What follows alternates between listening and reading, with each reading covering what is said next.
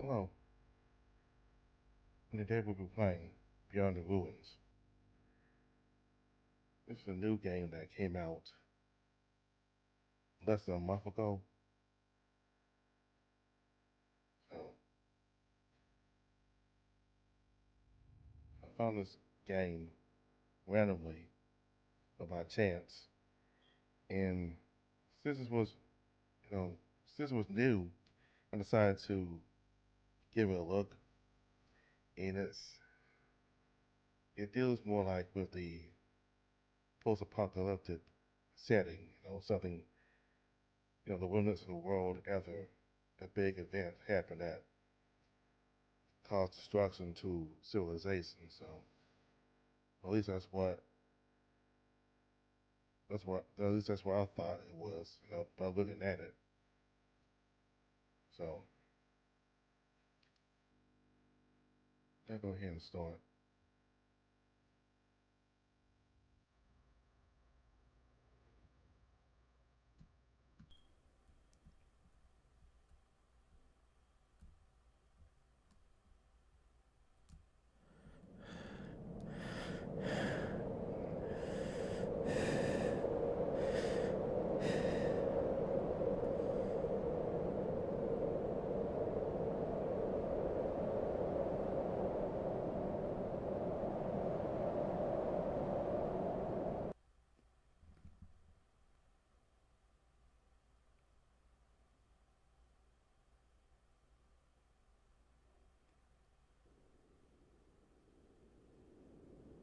It was silent and dark.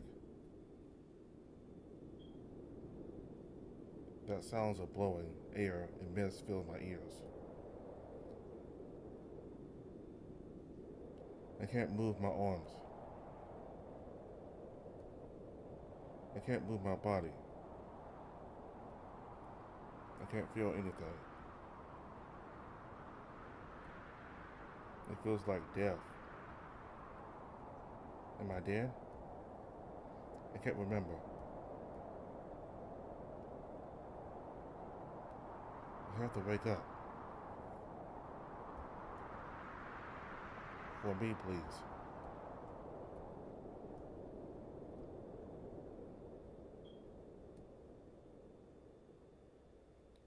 A beam of light flashed over my entire body.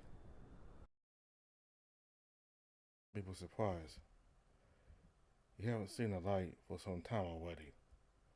This feels so strange. The machine flashed red in color, triggering my fight or flight senses. It followed with a series of beats that sounded very uncanny. What's going on? My mind screams in panic, yet my entire body is still motionless. You can't move your. I can't move myself. Where am I?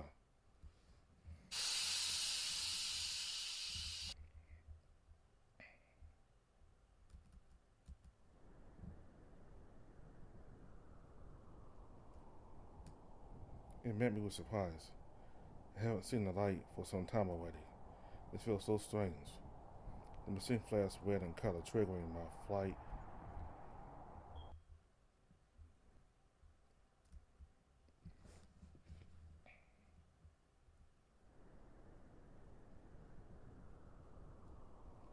It met me with surprise. I haven't seen the light for some time already. This feels so strange. The machine flashed red in color, triggering my flight.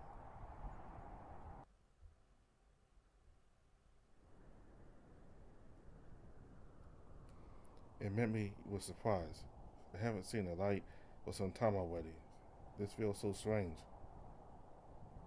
The machine flashed red in color, triggering my fight or flight senses. It followed with a series of beats that sounded very uncanny. What's going on? My mind screams in panic, yet my entire body is still motionless. I can't move myself. Where am I? I hear the air sizzling and the cold breeze that sweeps across my flesh. The air open, greeting an unfamiliar person above me. Who are these people? Everything is too blurry to see. My body hurts.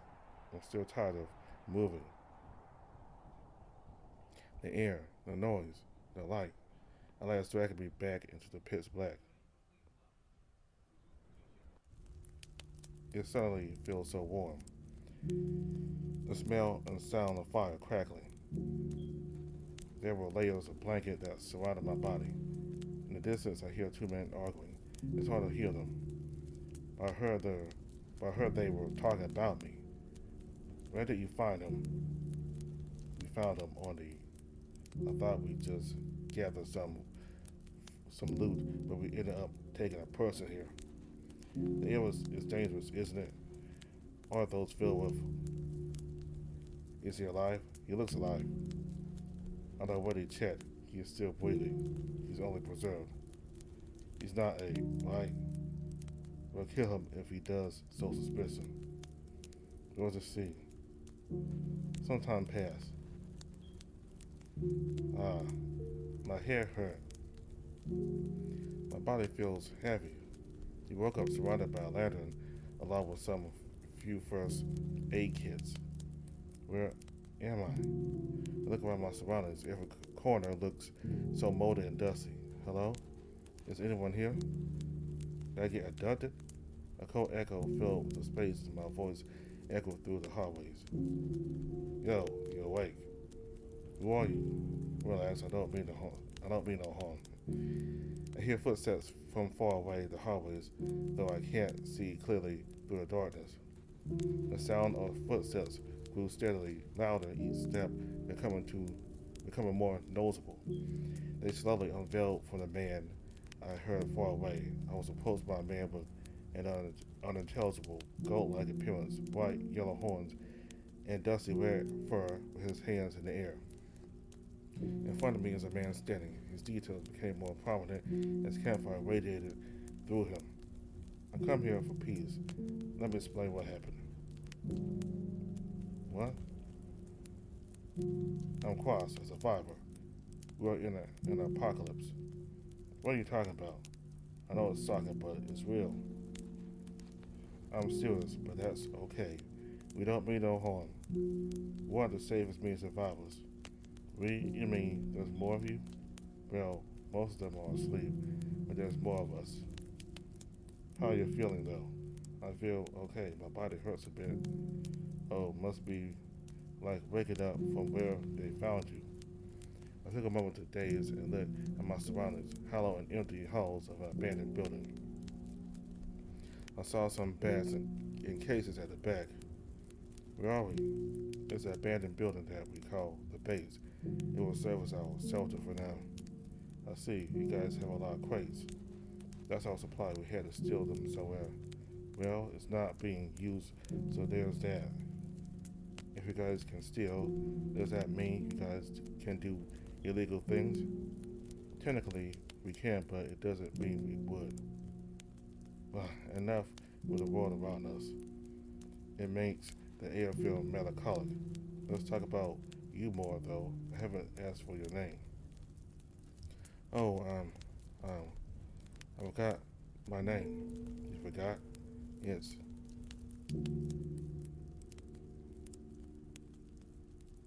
That's awesome.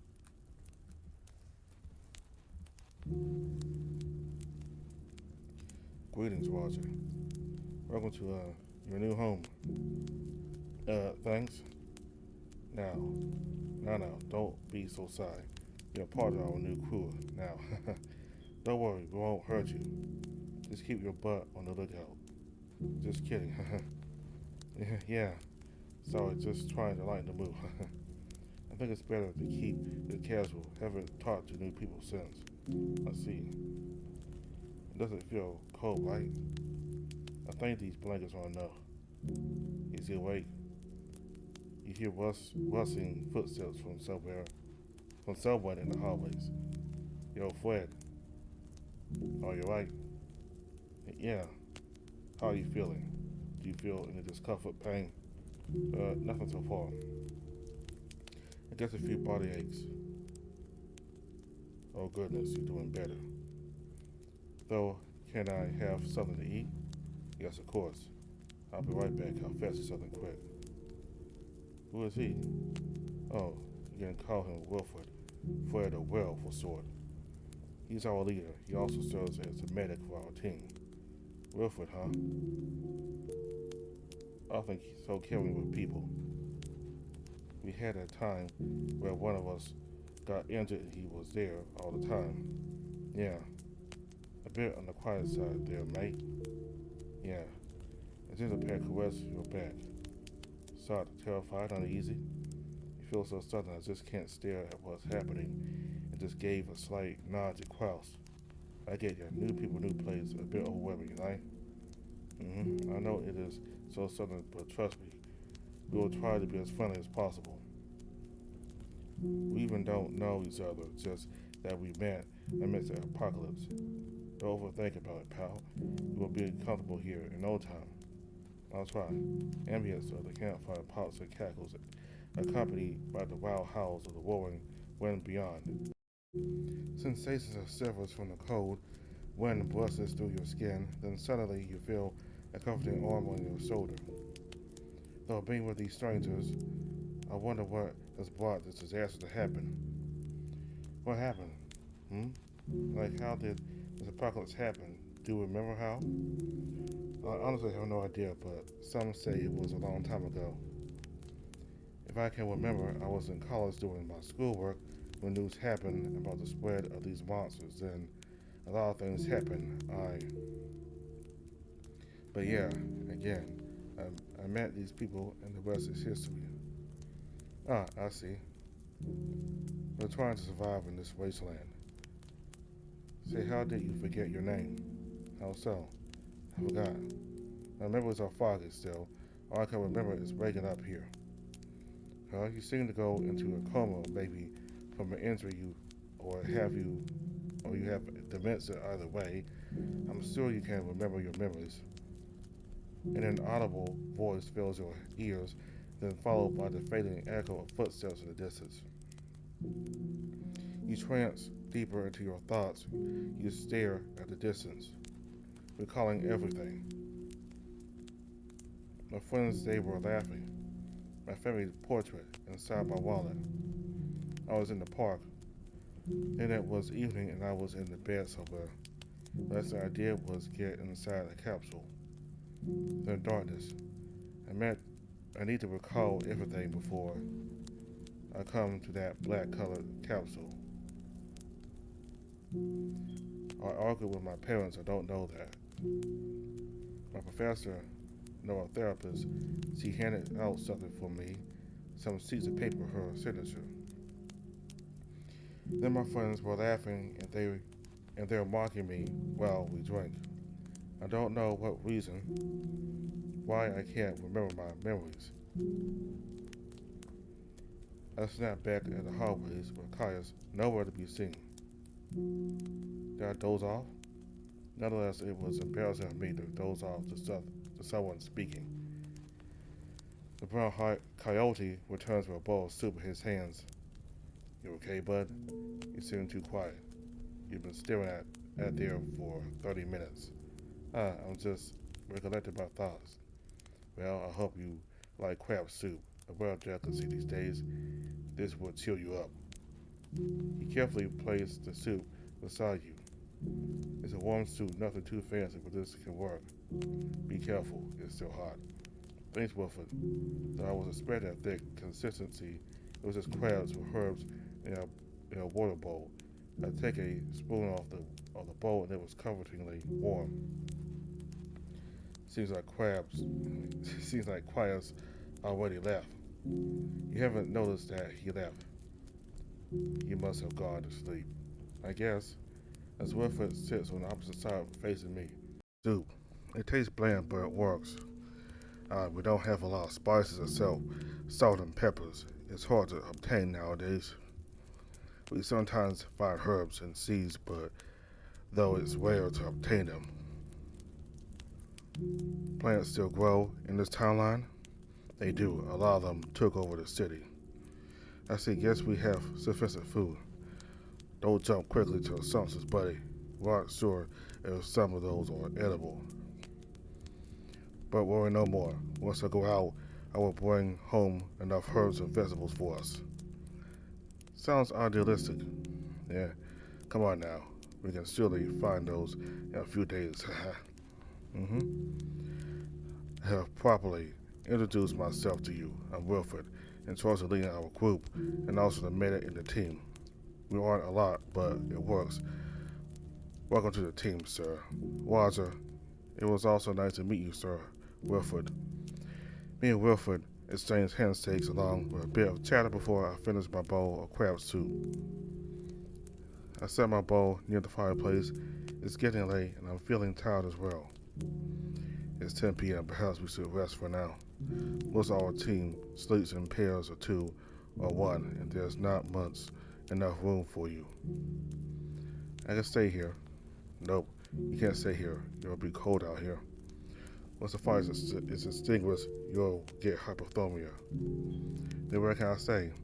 There's one room available. It's filled with a lot of crates and boxes. Follow me. He gestured to you as you followed the brown coyote on the right side of the main hallway. After both of you strolled down the hallway, you eventually arrive at a room situated at the farthest end. He opens the door, followed by a quaking noise it made. The extra room is covered in dust and webs, surrounded by stacks of sturdy crates and a pile of well-traveled and worn-out luggage, each having marks of countless journeys. Wilfred took off his jacket and started to get to work, repositioning several crates and tightly packed luggage. The dust dances and swirls in the air as he lifts them with his huge brawny arms. You can see on his arms that he's experienced in what he's doing. Do you want me to help you? Don't worry, bud. I got this on myself. He continued to move the wooden crates and what seemed to be heavy baggage. With a few moving to create some space, Wilfred wipes his sweat from his forehead. Phew, that took a toll on me. I just hope my arms don't get sore. That should be enough space for you to sleep. Thanks again, Wilfred. Take all the time you need, buddy. Your body and mind deserve a lot of rest. We will start to build up your strength and get you back in shape on Friday. Sure, Wilfred. Good night. Good night, bud. I'll see ya.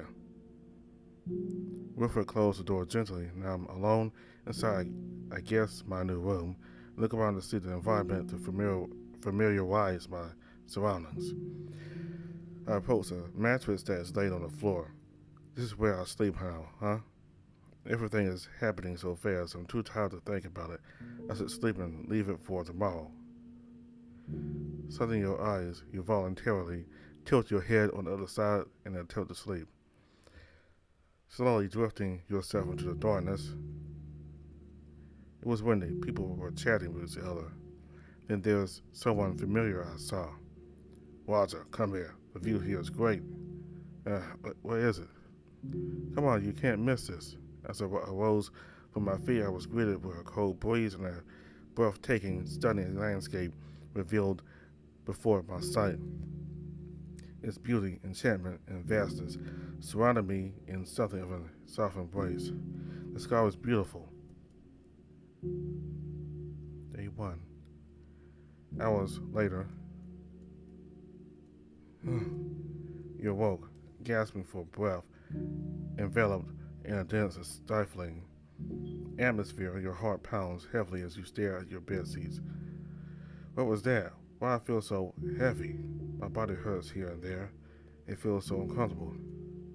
The air inside the room feels tight.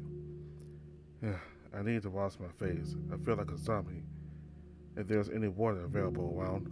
I slowly rose from the bed, leaving the room as the door emitted a creaking sound. I tried to walk properly, but I can't feel my legs. I closed the door and made my way through the corridors. As I stepped outside, I can now breathe more with ease. It was a bit cold. I slowly scoured around outside the corridors. I tried searching for the bathroom through the rooms, but nothing was empty. The rooms near me a lot.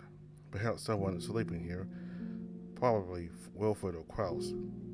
You stumble upon a dragon-like person who appears to be sitting at the campfire. Hello.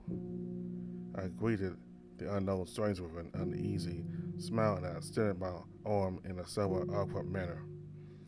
He notices your presence and turns his gaze towards you. It's you. You're awake. Excuse me. Could you lead me to the restroom? I need to use it quick. It's right next to my room. I don't know where your room is. It's at the end of the hallway. Never mind. Here. The blue dragon stands up, towering over you with his height. Follow me. I follow behind with heavy footsteps, seeing his big stature almost blocking all the hallway view. As he guided you, a subtle redirection led you to the serene ambience at the east side of the lobby. Not too long, we both reached the end of the hallway. The interior is surprisingly clean despite being old. I'll go back to cooking. I step inside, smelling the scent of moss inside. Not the most comfortable bathroom. At least it maintained to be at least clean. I took a piss and let out a sigh of relief. I took a moment stand there peacefully after I zipped up my pants. I went to the mirror where I reflected my face. I stared at my face for a while. I saw a man with a beard beneath his face, tired purple eyes, a face covered in dirt with a frail, weak, and malnourished body. I'm old. Is that really me? I look so old. Did I move to the future? Okay, calm down. I assume time has passed while I was out. I need to talk to Wilfred. Okay, take it off. Like she said, I need to get used to this new setting. I swayed my thoughts and went on to wash my face thoroughly. I grabbed a piece of soap that was lying at the corner of the sink. Lavender scented. I thought they never have this. I thought they have this. Though soap doesn't expire, they're not as effective if left unopened for years. I proceeded to wash my face until I was satisfied. I dusted off my clothing before going out. As I make my way back to the campfire site in the lobby, the warm glow of flickering flame draws my attention. Amid the comforting light, I spot him diligently tending to a bubbling pot, creating what appears to be a hearty stew. The enticing aroma waltzed through the air, alluring my senses and awakening my hunger within. Unable to resist the smell of the savory scent and hunger, I decided to approach the unknown figure sitting beside a crackling campfire. I took a quick look in his direction, realizing that he was indeed still the same person who had guided me to the bathroom earlier. I sat next beside yet a bit far to keep some distance. I can't help but feel intimidated by his large stature and stoic expression. He's quiet. He doesn't speak that much. But given that this setting is awful, I think it's understandable. His clothing stained with dust and dirt tells everything that he has been living in this setting for a while. I don't know what I should do. Do I introduce myself? Before I begin to speak, he turns his head to look at me. His face looks so tired and passive. He takes a few moments before finally speaking. How are you feeling? His voice was deep, which matches his build that softly echoed around the hallways. I can't help but feel a little taken aback by his unexpected question, but I take a deep breath and reply. I nervously clear my throat and muster up the courage to speak. I'm alright so far. No pain or anything. I guess, except for my stomach. Do you want to eat? I guess. Although meeting him for the first time, it feels somewhat comforting with his silence. Regardless, I shouldn't let my guard down. I'll see if this food is edible. He nods and goes back to his cooking, not saying anything else. I hope this is a sign that he's willing to share his food with me. It feels so weird asking for some food with some strangers, but if they're willing to help me, I guess I shouldn't be ashamed. I watch as he steals and simmers the food, the aroma making my mouth water even more. Minutes pass by, and it's only the wind blowing and fire crackling I hear. On his right are what seems to be vegetables along with some salt and peppers. This should work. He extends his arm towards me, projecting a warm bowl of hearty stew, the rich and tantalizing aroma whilst through the air, instantly reaching your nostrils and triggering your mouth to begin to water it with anticipation. This should warm you up. Thank you, sir, Rick. Thank you, Sir Rick. I cautiously look at the hot stew he gave me. It's piping hot with a bunch of greens. Guess it's better to try than to starve. I took a sip of the broth, and it's very savory, sour, and tangy, enough to make me squirm, yet I feel pleased with its flavors. As I continue eating, I can't help but feel a sense of calmness and comfort in his presence. He may not speak much, yet his actions speak for themselves. I'm grateful that he shares his food with me. I finish eating with his comforting silence. As you eat peacefully, you start to hear footsteps in the hallways that grow larger. You look up to see whose that is and see a familiar face that you met yesterday. It was Kraus who walked towards you. Then he greeted you happily. Oh, seems like you're getting to know more people, you mate. As usual, Kraus showed a happier, upbeat voice. He sits down near me, but not close enough. My stool is halfway empty. I feel nothing so far. I guess I'm safe. Yo, matey, you feel better? I guess so. Alright, that's good. That's glad to hear. You'll be walking in no time. Also, meet Rick. He's a big guy. He got himself injured by handling you. Rick, mate, how's the wound from yesterday? Okay. Wait, there's a wound? It's not that massive. Rick's a big fella. He'll be alright. Mm-hmm. Alright, well, thank you, Rick. You're welcome. See, you guys already making connections, haha. Yeah. Rick destroyed that machine. Rick, tell him your story. No. Uh-huh. Is the story a part even worth telling? Yes, of course. Nope. All I can tell is that I broke it and that you're outside with a few bruises. Do you guys just capture me for like more human power? Maybe don't put it that way.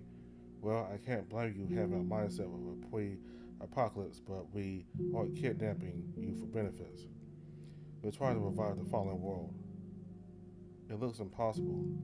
Now there's a small chance, even if it's 0.1%. I guess. The food is done. Well, I'm starving. Where's my bow at? Need to fuel up for my work today. Rick pours you another bowl, and one for the red carpet.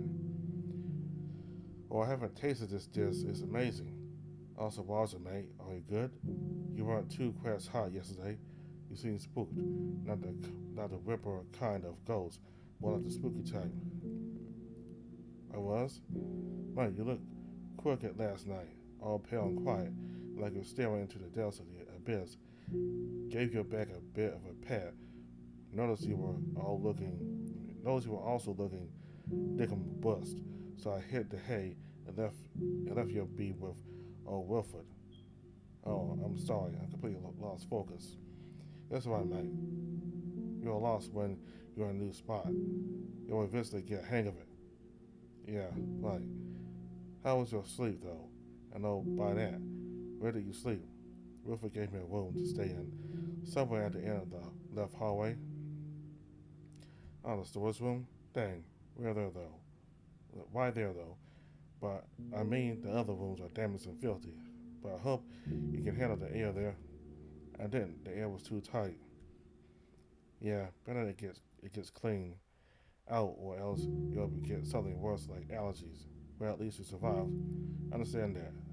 Been there before, till I found some good mates. They taught me how to toughen up during the apocalypse. Share countless jokes and stories with them until I started opening up and being carefree around them. Good old memories. Still with them alive for almost 5 years now. I don't talk with people a lot. Chin up, mate. I reckon we'll make you feel right at home. No worries. How about I give you a proper introduction to the rest of the crew later on? Sound good, yeah? I guess I'll try. Alright, mate. Take your time.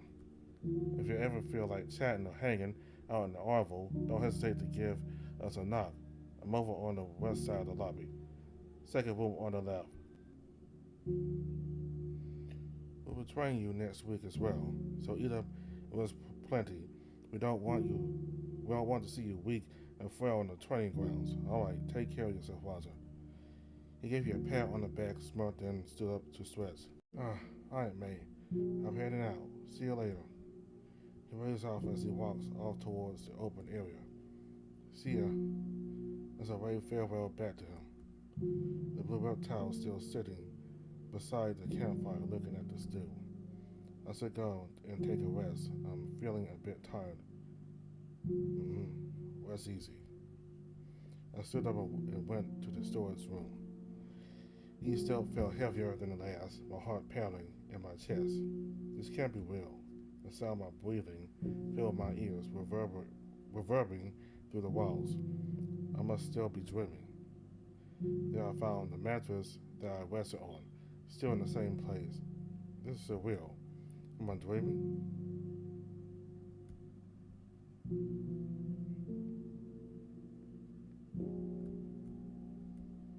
Some hours passed. It remained quiet until... Hello? Is anybody there? Silence fills up a bit before he speaks up. My name is Scott. Can I come in? Yeah. You open the door, meeting with a kind of familiar-looking white tiger.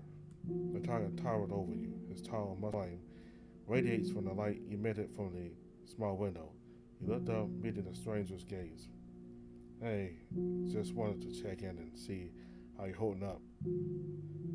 I'm alright, just lost. Why so? The tall, muscular figure in front of me sat down on the floor near my mattress. It doesn't feel real. One moment I'm out there, barely surviving, and now I'm here with strangers. It's all 2 months, meeting new people, trying to act normal. How am I supposed to just adjust? I see, it is jarring. You're living yourself there. And next, you're in a room full of faces you don't recognize. It's just, I don't trust you people yet. I don't know you people. I'm lost in a place I don't know. How can I survive out there the second things go south? Hey, slow down. Breathe with me, alright? In and out. The panic grips you harder. Your hands start to shake as you clutch the edge of the mattress, struggling to get air. Hey, look at me. You're safe. Right here, right now. You're safe. I won't do you harm, nor anyone around you. I'm sure of that. Now breathe in slow with me. Count to 4. He inhales slowly, and you mimic him, though your breath hits at first. That's it. Now breathe out, nice and slow. You follow him, trying to keep your breathing steady. Keep doing that. Bit by bit, the tightness in your chest begins to ease as your breathing slows. Your breathing slowly stabilizes as you clear everything out from your mind. You stare down at your rough-aged hands. I'm still alive. You breathe in slowly, then you glance up at him, your vision a bit blurred. That's it. Now breathe out, nice and slow. There's a gentleness in his voice, but it's hard to beat his eyes directly. You let out a long sigh as you breathe out. You're alright? Yeah, I'm feeling much better. For the first time in what feels like forever, the weight begins to lift just a little. As the storm within you begins to settle, the world feels a little less sharp. The edge is not as jagged as before. Scott's eyes soften, and for a moment there's a sad silence, a calm after the storm. I'm glad to know you're okay now. As I said, my name is Scott, and I work as a scavenger here. And you are? I'm Roger. It's nice meeting you, Roger. You replied with a weak awkward chuckle with his genuine, gentle eyes. He extends his hand, opening his huge palm to me. The surface looks very rough with scars. I sit attentively, still unsure of what to make of this situation. He spread gently while being radiated with a warm morning light. Can I ask you some questions? If you don't mind me asking, I'd like to know more about you. Sure. Do you remember something from your past? I don't remember much at this point, where I got bullied before and I barely even remember what happened to me. I forgot. That's unfortunate. Any hobbies you remember doing?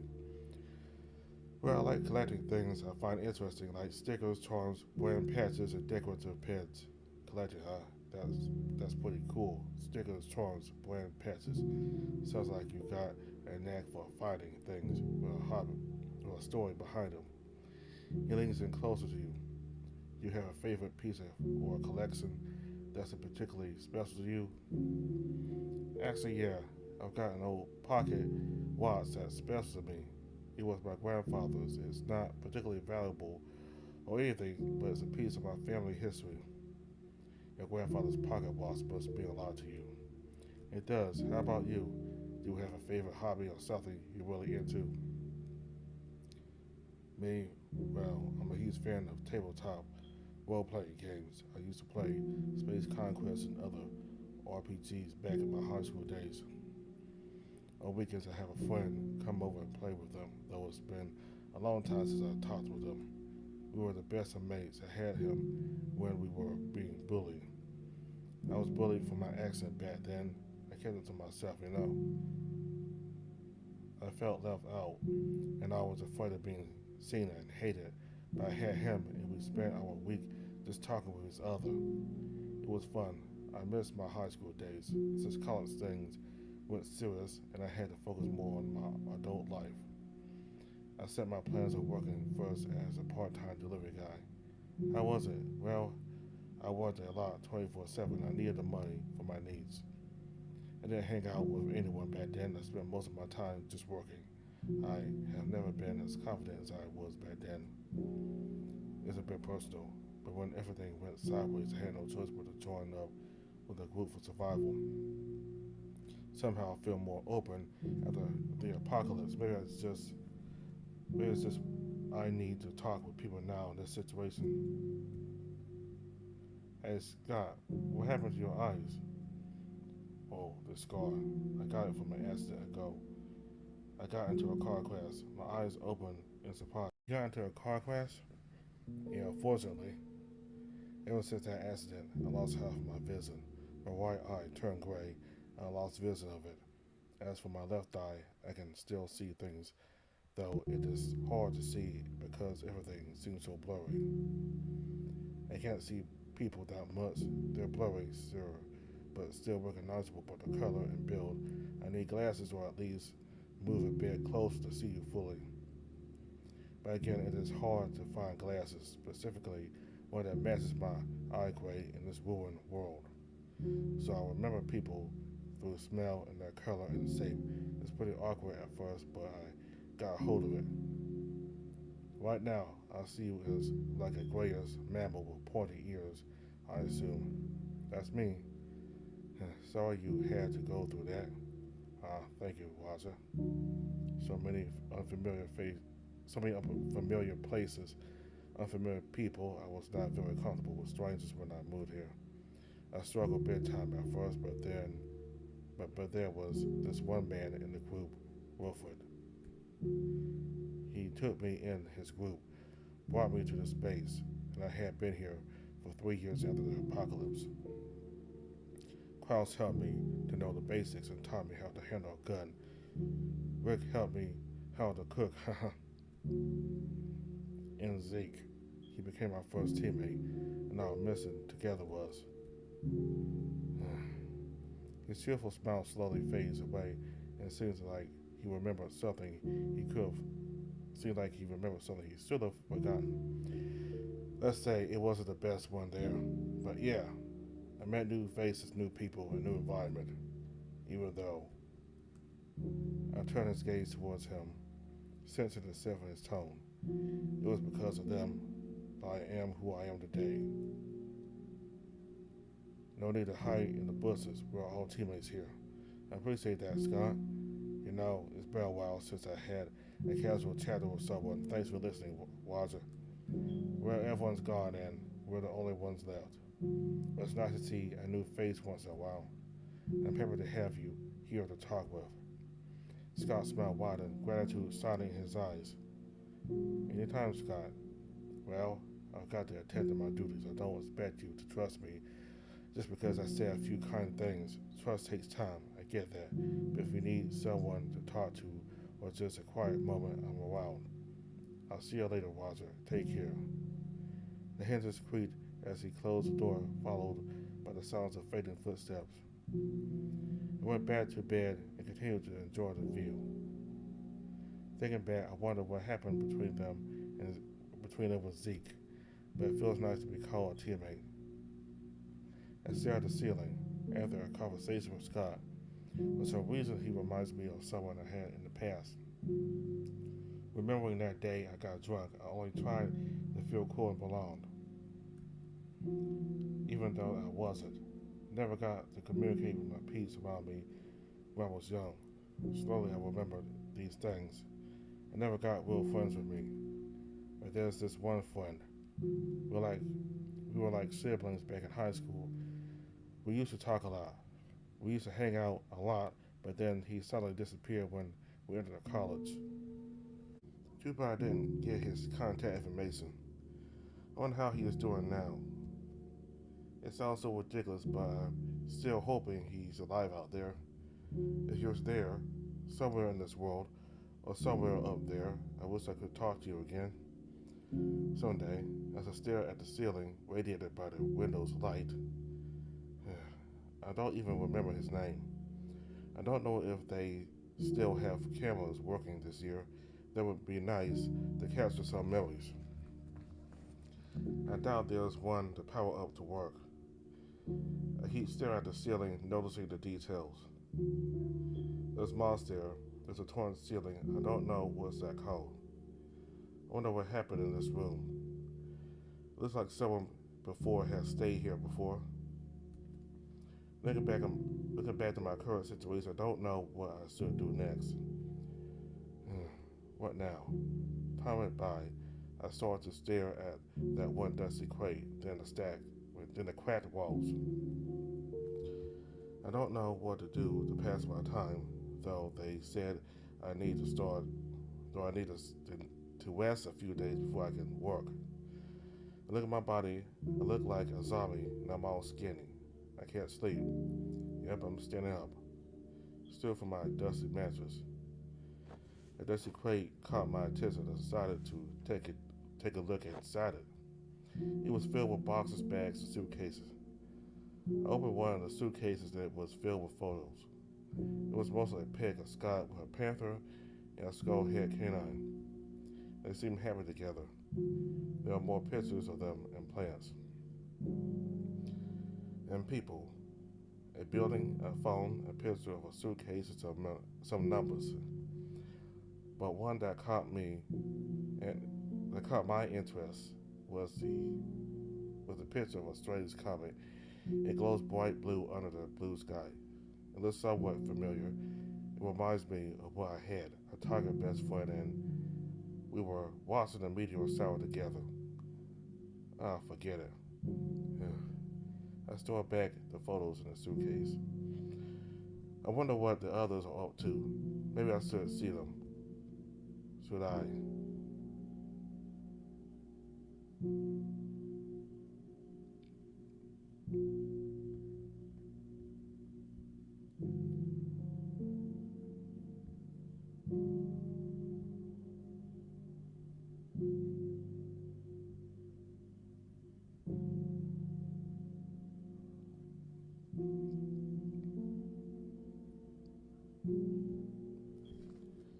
Krause told me earlier that somewhere here is a workshop.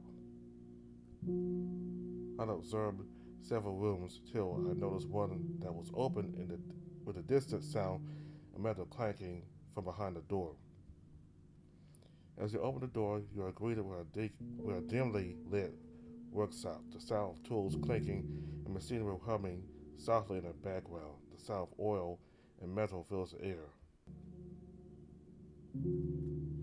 Krause is standing there behind a table, his gaze focused on fixing a rifle on his workbench. You hesitantly step inside. Hey, Krause, how's it going? Looking up with a cheerful smile on his face. Good morning, Mighty. Oh, just the usual fixing of these old beauties. What brings you down here again? I don't have anything to do today. He stops working and gives you a stern look. Blimey, you should be rested up then. We don't get many chances to catch a break, you know? Come on now, head to your room and get some rest, mate. That's right, but I'm not sleepy. He sighs to defeat and waves a hand. Alright, grab a seat. Just don't get in the way, yeah? He returns to the table he's working on. He sits down on a nearby crate box, watching Krause continues his work. He knows the care he puts into each piece, despite the rough conditions. He dedicates himself to work on these old rusted weapons. Everyone seems so busy today. Have you seen Wilfred? He hasn't shown up lately. Wilfred's out on a scavenging run. Took a few of the lads with him. She'll be back soon. We're with him. Well, there's Lucas, brave as they appear. That bloke's got nerves of steel. And then there's Xavier, that one's as sharp as a tack. Sounds like you've known them for a long time. Krause nods, a fond look in his eyes. Yeah, we've been through a lot together.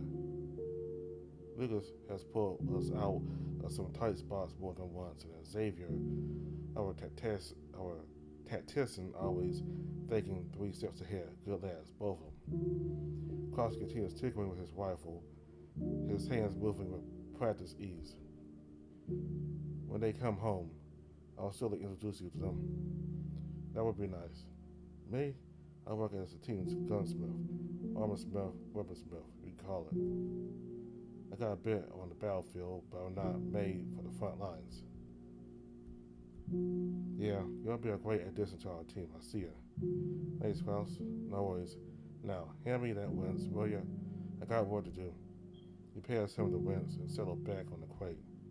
Feeling a little more at ease, moments like this make it all a bit more bearable. No, I haven't seen Krause frown. Is there something he's keeping? He's usually a happy guy. Something must have happened here. Something must have happened before. Whatever it is, I hope he'll lighten up the burden. I continue to watch him work. The sound of tools and the occasional clink of metal create a calming atmosphere despite the turmoil outside. It's all so oddly comforting, as if you're a child watching your dad fix something up in the garage, feeling both awe and comfort in his presence. It makes me relaxed. You watch him work with his tools in awe. He seems like so proficient in his work. So what's the hardest part about fixing these? Oh, interested in the guns I hear? Well, it's not just about fixes, it's about making sure they don't fail. Every part's gotta be perfect. One little mistake and it could mean life or death out there. I never really thought about it like that. Seems like a lot of pressure. These bad boys need to be made with precision. You just gotta keep a cool head and trust your skills. Krause wipes his hands on a rag and starts on another piece of equipment. What kind of gun do you think would fit me? Oh, that will be decided on what suits you. It depends on Wilfred to decide what role he will give you. I see. I yawn as I slowly feel heavier as you hear the ambience and noise the metals make. You seem tired there now. Yeah, it seems. Well then, I won't keep you here for long. Go ahead and sleep. Okay, sleeping is. Rest well, Waza. You too.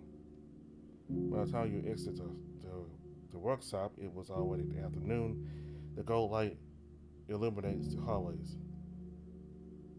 It was calming in a way. You make your way to the room.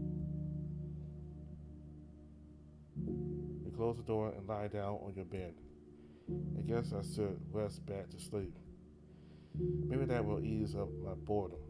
Slowly, I began to close my eyes in an attempt to make me sleep. I fell asleep. It's almost midnight. I'm starving. I got up from my makeshift bed and slowly made my way through the hallways. I need to find where they keep their food. Quietly made my way towards outside, trying to be as discreet as possible. It was dimly lit. I could barely see anything. I need to be quiet. I was careful to avoid any noise. I searched around the corridor trying to find the food storage. While I was walking in the hunt to extinguish my famine, I stumbled upon a figure standing in the saddle.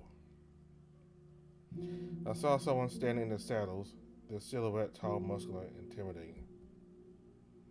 I recognized my figure from the hallways, and I turned and looked straight at me. Before I could even speak, the dark figure walked towards me. I couldn't help but cower in fear, but then he spoke, his voice surprisingly gentle. Who are you? I stuttered for a moment, trying to find my voice. It was dark to see him visibly, aside from those piercing yellow eyes. A tall, horned figure with canine ears and lion-like mane. The bright moonlight radiated their black fur as he walked by the corridor. Why are you still awake at midnight? His presence made me freeze in fear. The man's broad shoulders and muscular build only added an overwhelming atmosphere. His deep voice made my hair stand up. Shivers ran throughout my whole body. I swallowed hard, trying to gather my nerves. At last, he was seen clearly from the saddles. He took a step forward, finally revealing himself under the bright moonlight. I started trying to come up with an excuse, but he could see right through me. The stranger's expression changed as he slowly approached me from the darkness. The atmosphere around me feels so uneasy and spine-curdling. He looked at me, his piercing gaze analyzing me from head to toe. After taking a moment, he questioned me. You hungry, aren't you? My stomach growled, echoing through the hallways, answering his question for me. He took a good look at me and sighed. Yeah, the name's Zeke. Follow me. I'll get you something to eat. He led me to the hallways. There was one crater. It was filled with cans and packaged food. He picked some ingredients before he went to the campfire. I followed him as he went to the campfire. I found an area near the crates I could sit on. I sat down on the dusty concrete floor as I watched him prepare a sandwich. Irritated eyes. I'm only doing this because you're not in a good state. Don't expect me to make you one next time. The aroma of butter and bread fills the air, then followed by the smell of meat. I watched him cook for minutes, his body and fur radiated by the warm campfire light. It made me feel a bit comfortable in a way. As the soft, cool winds blow from the hallways, he sat and busied himself. While he was waiting for the sandwich to cook, he looked at me with a stoic expression. You're still making yourself cozy there. Don't get comfy, otherwise monsters will crawl up on you. Like that one beside you right now. What? Where, monster? That. It was a cockroach, slowly coming to my side. Can you deal with? The cockroach approached you in a rapid motion. Zeke. He grabbed the wood and approached the creature. He splattered it with the wood. The crunch it made was utterly uneven. He threw the wood away and went back to his cooking. These critters are the reason why some of our food went rotten. He sat down on the ground and stared at me with a disappointed look. So he's scared of little cockroaches. Can you blame me? Oh, please. They're not that harmful. Bacterial infections, your immune system. I'm literally skinny. You're just making excuses. You're cowardice. I'm proving my point. Sandwich or no sandwich. Not him using the sandwich as a weapon against me. Yeah. I can't argue either. He's the one making a sandwich for me. I'm afraid to talk back. I might not get the sandwich. Good, that's why I spared it. Yeah, he's making fun of me. But still, it's surprising as someone who looks intimidating could cook you a meal with patience. Thank goodness he was awake and let me and led me to where the food otherwise I could have starved to death here. After that, he sat beside me and leaned against a wooden crate, sighing deeply. He handed you two slices of sandwiches with a few strips of meat. I nodded, taking one slice of the sandwich. You're welcome. Thanks. I gazed at the sandwich, the bits of beef in the middle of a sandwich between a pair of freshly grilled bread smelled so good. The warmth of freshly baked smell alone made my mouth moist. Without any thought, I took the first bite of it. Mmm. I took another bite, savoring every flavor of it. Each bite explodes in my mouth, followed by the salty taste. I ate too much. This is bad. I need water. He noticed me choking.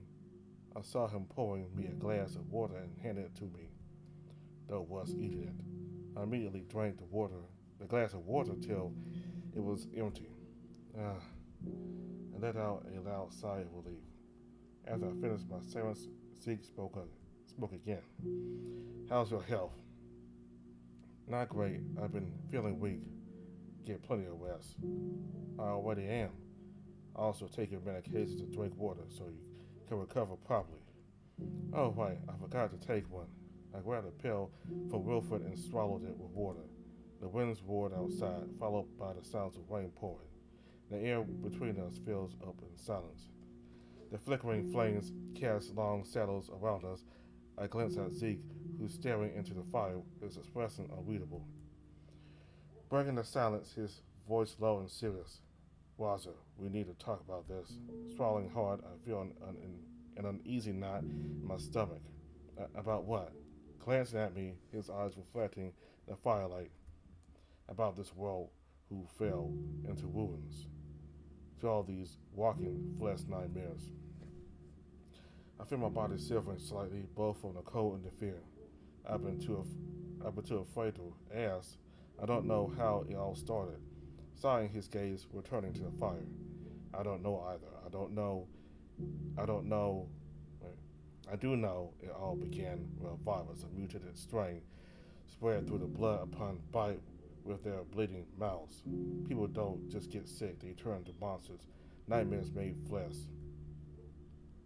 Monsters, like the ones out there, they're not like us anymore. The virus twisted their bodies and minds.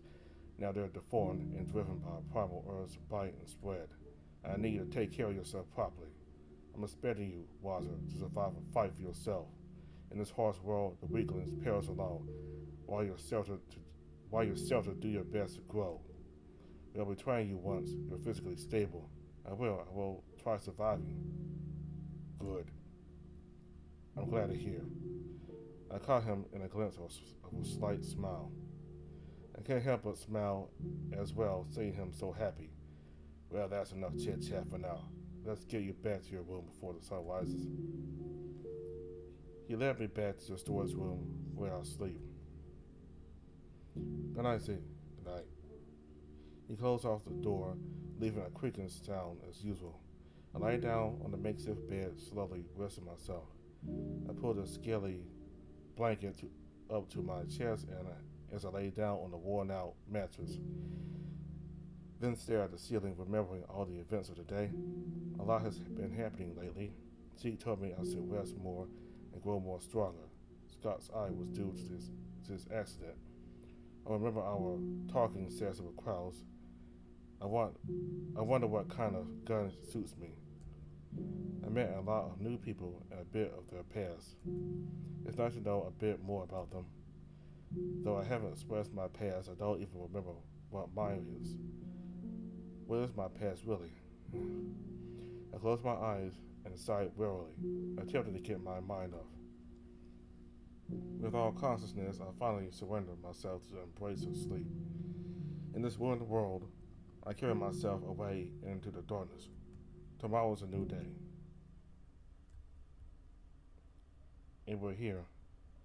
It's cold like the wind breezing upon me. You hear mumblings in the distance. You should join them and see the view. It's still evening. Don't mind us here. We'll keep on the lookout. Enjoy your view there. Don't forget your pull award now. Take care, Waza. Thanks. I chuckled heartily, unable to maintain the warmth spreading through me. As I looked around, I saw their faces lit up with happiness, their laughter out in the quiet of the evening. It felt familiar. I wish I knew what it was. I gotta stop here tonight.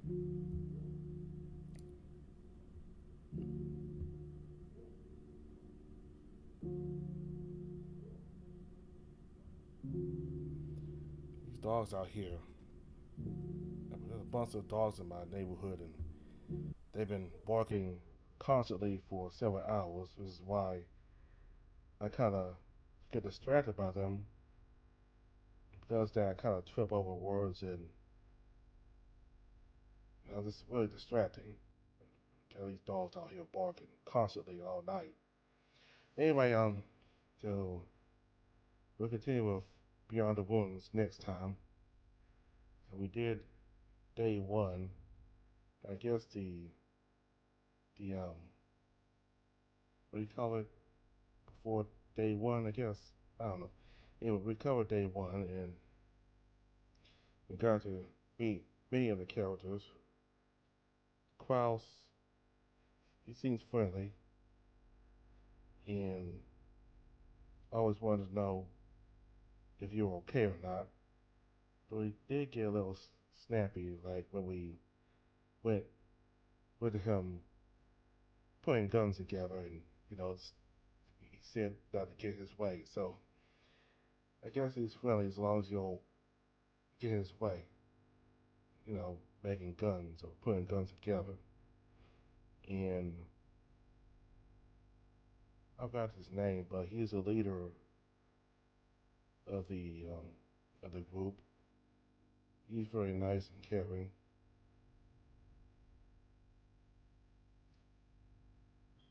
That's what a leader needs. Someone who's very nice and caring and who puts others ahead of them. And we got to meet the White Tiger, and it seems like Wazir, like to Wazir, the White Tiger reminds him of a friend he used to have, because he also said his friend was a tiger, a white tiger, just like this person we saw. He was funny too. He was friendly. Yeah. He was friendly as well. Now that character we met at the end there, he was kind of cold and a little antagonistic, but he did offer us bread with some strips of beef, so it's not all that bad. And he did warn us about the world and the need for Walls to be strong if he is to survive in this world, this post-apocalyptic world. I find it funny that Walls went crazy over votes.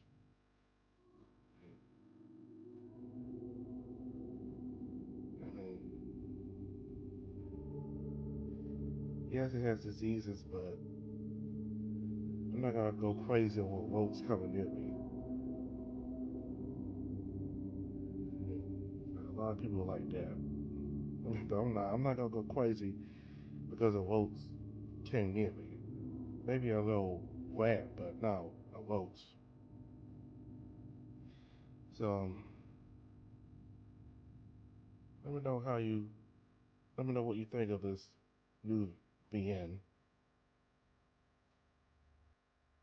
There's still more to cover next time, and more new characters to meet. So thank you all very much for watching. Bye.